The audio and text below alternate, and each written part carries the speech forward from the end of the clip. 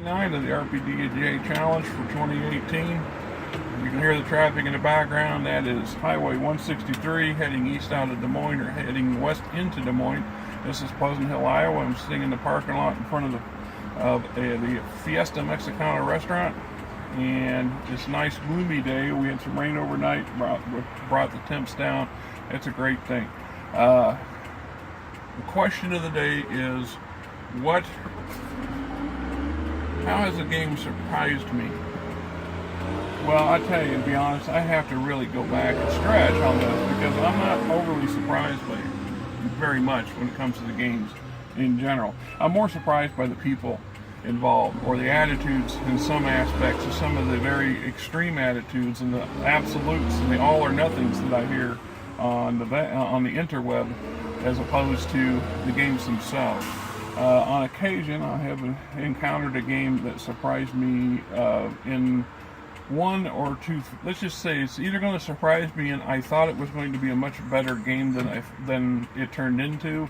I was surprised that by the amount of effort and flash and bang that went into it, that it actually was mediocre at best.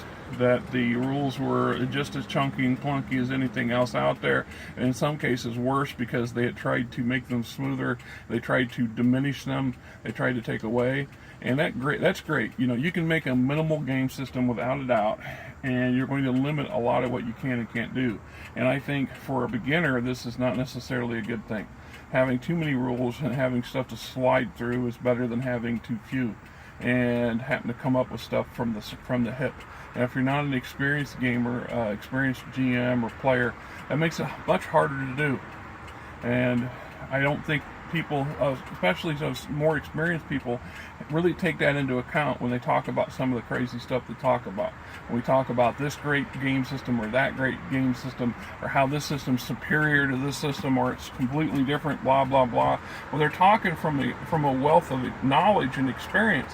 They're not talking from a first-time player who's never, or game master who's never had an opportunity to play anything other than what they play, and that puts blinders on them.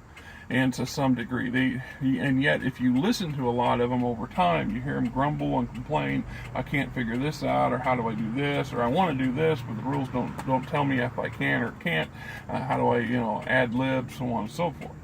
The other side of how a game surprised me is how I started out with this biased idea that a game system would be bad, that somehow or another, because it was parallel to an existing game that I like, and that for whatever reason the people that created it had their own agenda, blah blah blah, that I was going to not like the game from the gamer's perspective. And then once I got an opportunity to play it, or to get into it, to read into the meat of the subject, so to speak, I was actually surprised, and pleasantly so, that turned into that the insight and trouble that the creators and designers and writers had went to actually paid off.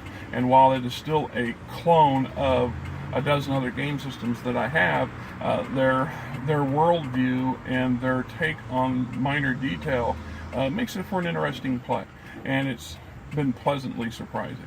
At the end of the day, that's, for me, what surprises me and what doesn't surprise me. It is what it is.